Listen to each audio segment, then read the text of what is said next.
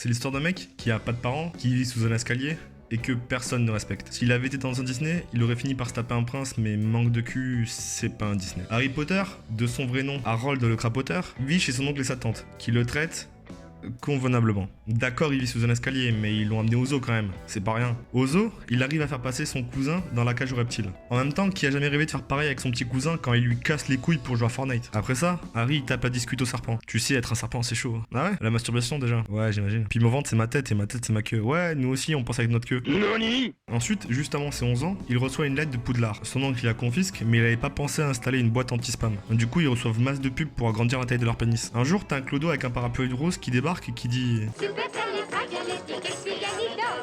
Du coup, Harry il comprend pas, alors il dit... Tu veux quoi, toi? Le clodo c'est Hagrid et il dit... Tu as un souci, Harry. Harry il dit... Je suis un sorcier. Hagrid il dit... Non, tu as un souci mental, Harry. Tu dois aller dans une école. Harry il dit... Je suis un sorcier. Je suis un sorcier. Un sorcier. Hagrid il dit... Non, t'as pas con. Un sorcier. Un sorcier. Alors Hagrid il dit... Ok, si tu veux, t'es un sorcier, Harry. Ah, bah tu vois, c'est pas sorcier. Ensuite, Hagrid, il amène Harry faire les courses. Il l'amène acheter une baguette. Mais Harry, il a le seum, il aurait préféré un pain au chocolat. Il a le droit à un animal de compagnie aussi, alors il prend une chouette. D'ailleurs, petit tips. Une chouette, ça a pas d'oreilles pointues. Ça, c'est les hiboux. Chouette, pas chouette. Chouette, pas chouette. Chouette, pas chouette.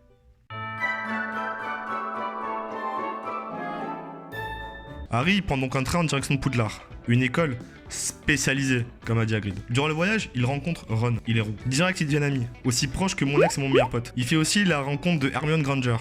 Ou, comme elle le dirait si bien, Hermione Granger, fière descendante de l'Empire germanique et qui compte bien prouver la supériorité mentale de la race je veux dire des Allemands. Une fois à Poudlard, on leur présente les profs. Lui les gentils, lui les méchants, et le programme de l'année. Cours de potions, de botanique... et défense contre les forces du mal. Donc nique sa mère le français, les maths et les cours de techno. Super l'éducation gauchiste, hein. Vient alors la répartition des maisons, entre Gryffondor, ceux qui puent la classe, Serpentard, les méchants, Serre d'Aigle, ceux qui pourraient être stylés mais qu'on voit jamais, et Poursoufle, ceux que tout le monde s'en bat les couilles. Ils font aussi la rencontre de Malfoy. En gros, c'est un petit con hétéro riche et privilégié. En parallèle, il se passe des choses louches. Il y a un troll dans les toilettes pour filles, il y a un monstre dans le grenier, j'ai trouvé un logement sur Paris, et surtout, il y a une pierre philosophale. Cette pierre... Présente. Pierre? Présente. permettrait le retour de celui dont on ne peut pas prononcer le nom. Après, il se passe des choses. Après être devenu champion de Quidditch,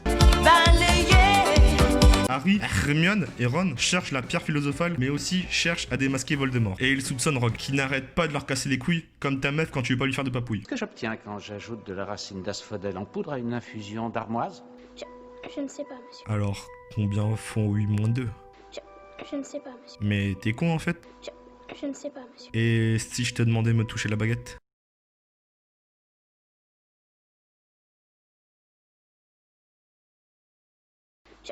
Je ne sais pas, monsieur. Ainsi, pour l'empêcher de nuire, ils vont chercher la pierre philosophale qui est cachée dans le grenier de l'école. En pénétrant dans le grenier, ils tombent sur quelque chose d'affreux.